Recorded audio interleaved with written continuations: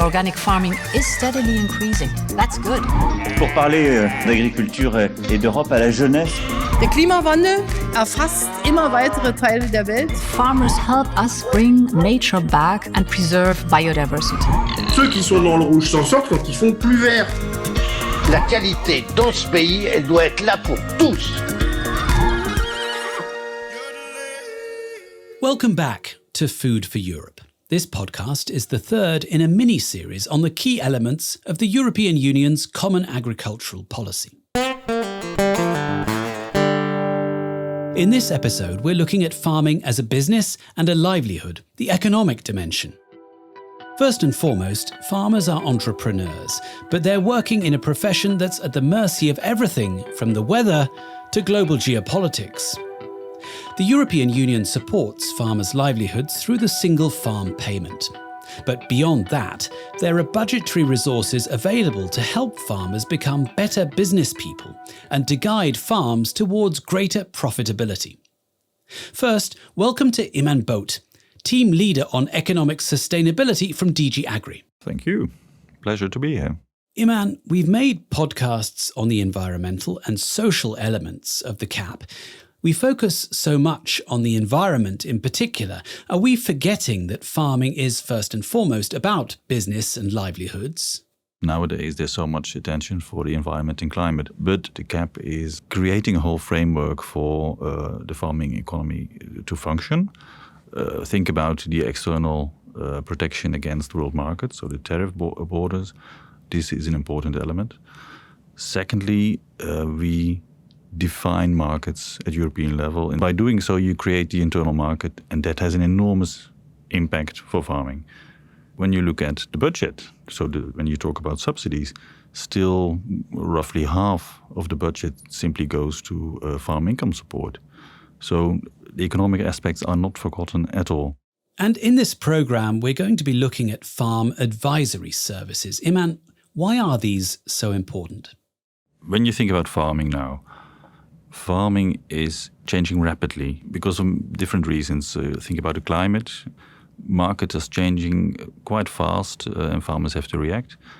Technology is coming on the market, but also organizational changes. So what does that mean? As a farmer, you are sitting on your farm, can be quite a lonely business. You see all this change coming, you have to react, and there are plenty of opportunities to make use of. But how to know what to do exactly and who can you talk to? And that's where the farm advisor comes in, and that's why a farm advisor can be so important. Iman, stay with us. We'll talk more later. But now to Ireland, to learn more about the work of farm advisory services.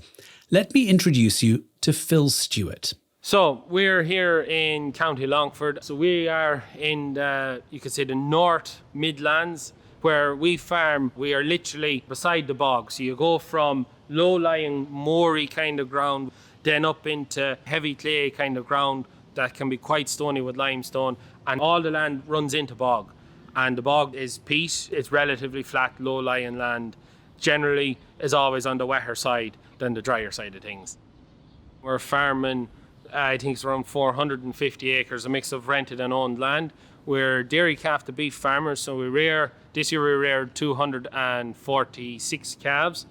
We also grow tillage. We've, think 220 acres of crops this year, everything from beans, beet, maize, oats, wheat, spring barley and winter barley. We're also contractors as well, agri-contractors. The easiest way to explain what we do is we do everything but hedge cutting.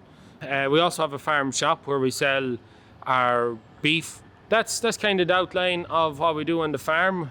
But behind every great farmer, there's often a great farm advisor. The Irish State Farm Advisory Service is called Teagasc. And when Phil decided it was time to settle down and make his living from the land, he turned to Teagasc and its local advisor, Shane Devaney. My first dealings with Teagasc, our farm advisory, was in 2016 when I was looking to come home to farm. And as part of getting the herd number and figure out my way around all the different grants and supports that were available for young farmers, we got in touch with Teagasc then and Shane, who helped us out then to get me established as a young farmer, walk me through all the grants and everything to get me up and running as a farmer.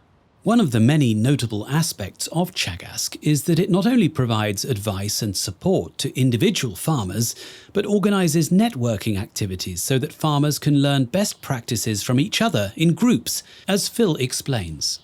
You can ring there at any time you're thinking of doing something, and you kind of end up walking through, well, what's the cost? And also, as part of dealing with Shane, I've been on the grass group, which has really opened up my eyes to running paddock systems for the beef cattle, and something that I wouldn't have done a lot in college, as I'd done crops and machinery course.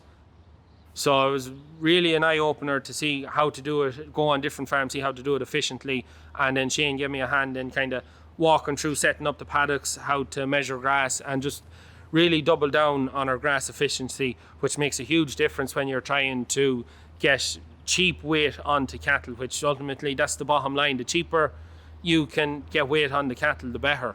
So it was definitely a big help. In his own way, Phil has gone from receiving farm advice to dispensing it, using the power of social media to forge new communities of people interested in farming. I'm also a YouTuber as well, so we upload videos every Tuesday, Thursday and Sunday of everything we get up to on the farm, whether it's cattle work, tillage work, whether it's contracting work, whether it's silage, or basically whatever we get up to. You can have a video from washing chickens to go to an agricultural show to the next video around combining. So it's a wide range of stuff that we show on the YouTube channel. And I'm at the point now where there's people all over the world watching what we're doing here in South Longford, how we're farming. We have a couple from New Zealand working for us at the minute, and that was through a YouTube video I put up saying we were looking for someone to work for us, and they're here, and now we're learning about how to farm in New Zealand, and they're learning about how we farm here in Ireland. And it's just a great way of getting out to the general public how we actually do things, rather than the negative portrayal that's often seen on the media. Well, no negative portrayal here on Food for Europe, at least. Thanks to Phil Stewart, known across social media as Farmer Phil, someone definitely to follow. Now, Phil was talking about Shane Devaney, the farm advisor from Teagasc, and Shane was on hand during our visit to Longford to give us some insight into his work, sharing with us some of the most challenging aspects of his job. The most challenging aspect at present would be the workload. It has increased a lot in the last couple of years. A lot of the schemes are online. We find with a lot of the clients we deal with, some of them in the past would have done some of their own paper applications. Now they have to come through us and the advisory service to get a lot of the work done. A lot of correspondence is online.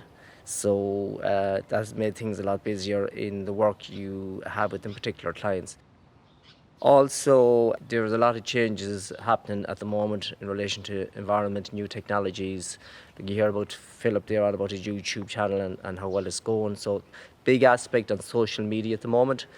So, it's to keep up to date with all these changes and just knowing exactly what's going on to give the right advice to people like Philip and other clients out there. So, it's just keeping on top of that is what I find the biggest challenge. As you heard, Phil appreciates Shane's willingness to provide advice and support at any moment.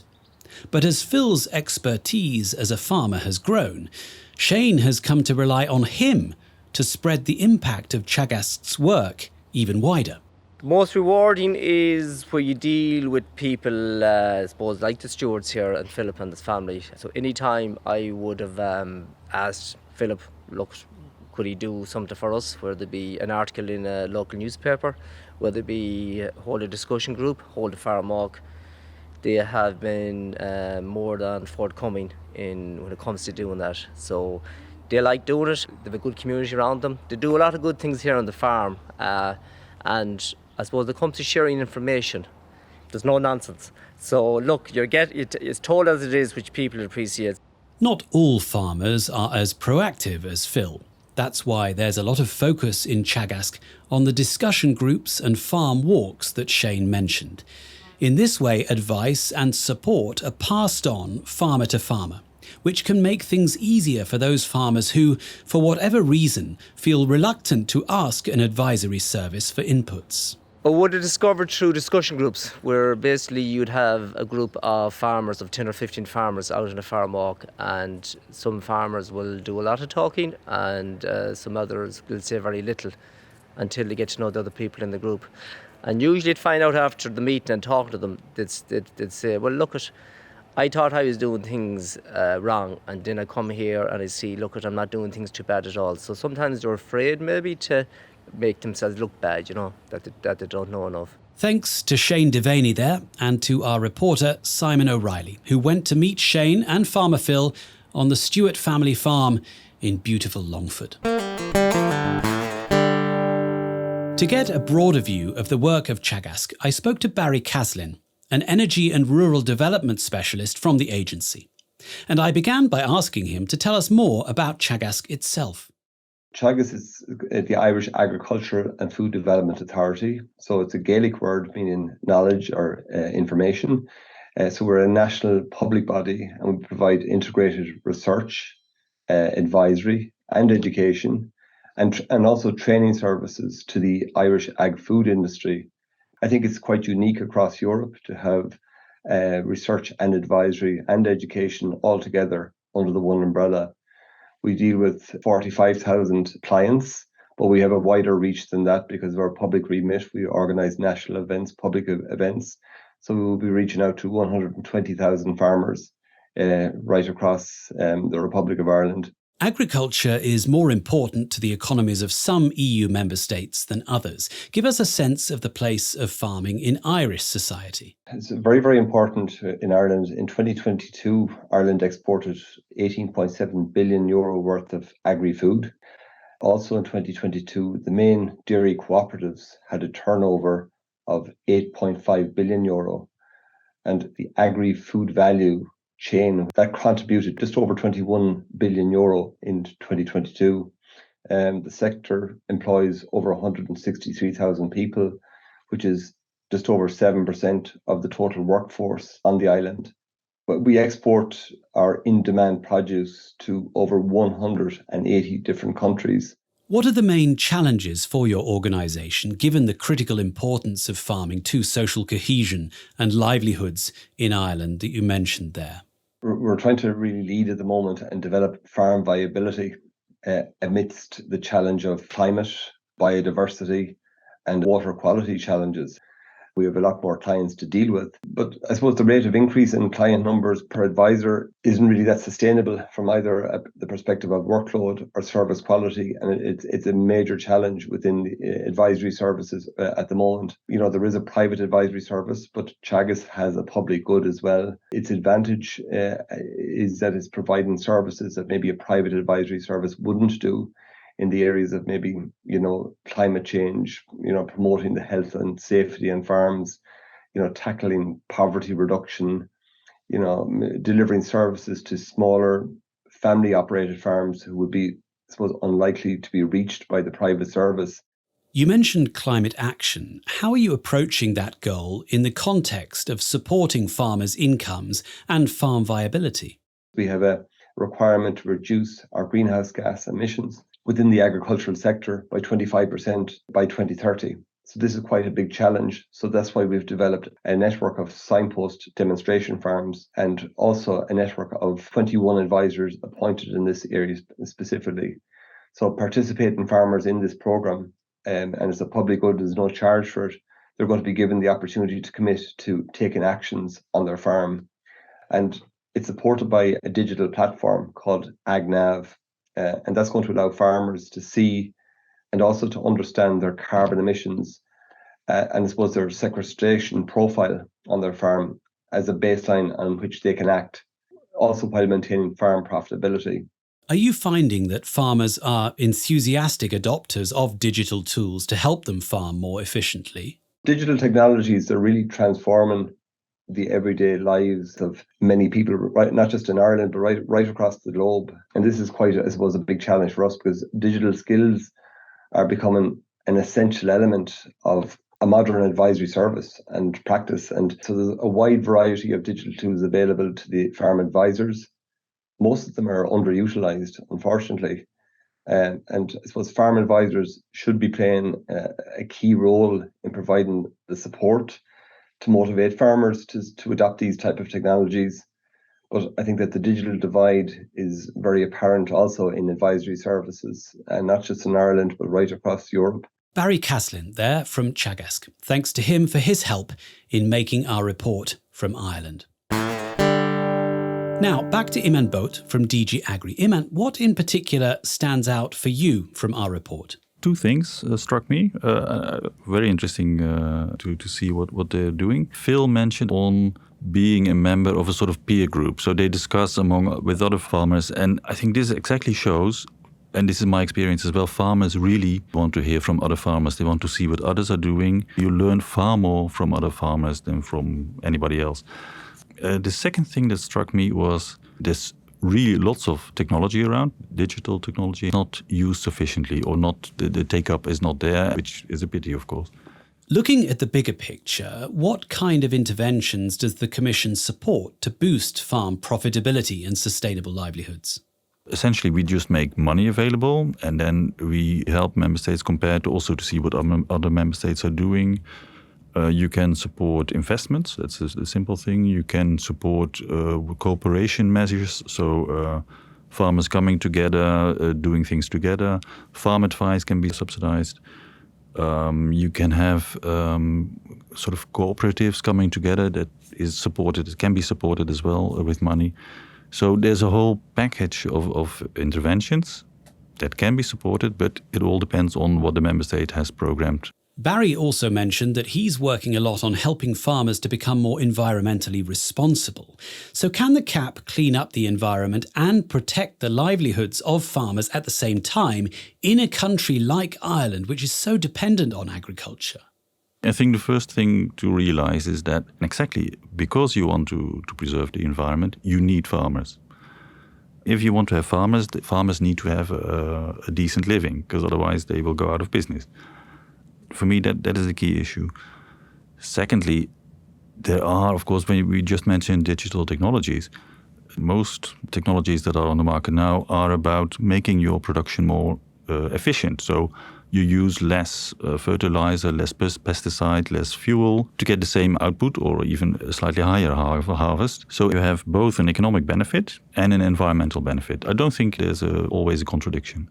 Iman, thanks for your input, and also thanks to our other guests, Shane, Barry, and of course, Farmer Phil. That wraps up our mini-series on the environmental, social and economic aspects of the CAP, and what struck me is the way in which they are also tightly interrelated and interdependent. Join us again soon for another episode of Food for Europe, when we'll be looking again at the best of European food and farming. Until then, bon appétit. Organic farming is steadily increasing. That's good. Pour parler d'agriculture et d'Europe à la jeunesse. Der Klimawandel erfasst immer weitere Teile der Welt. Farmers help us bring nature back and preserve biodiversity. Ceux qui sont dans le rouge s'en sortent quand ils font plus vert. La qualité dans ce pays, elle doit être là pour tous.